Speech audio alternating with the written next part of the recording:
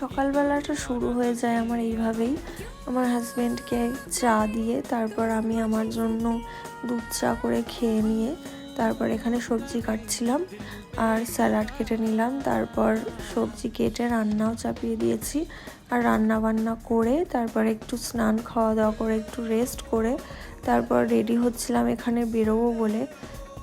আর অনেক দিন থেকেই মনটা পিৎজা পিৎজা করছিল, কারণ আমি পিৎজা খেতে খুবই ভালোবাসি। তাই আমার পছন্দের একটা জায়গায় পিৎজা খেতে বেরিয়ে পড়লাম সন্ধ্যাবেলায় আমি আর আমার বর।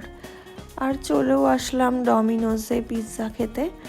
আর আমি নিয়েছিলাম চিকেন ভলক্যানো পিৎজা। তোমরা কারা কারা পিৎজা লাভার আছো আমাকে কমেন্টে জানিও। আর এটাই ছিল আজকে সারাদিন আমি কি করি।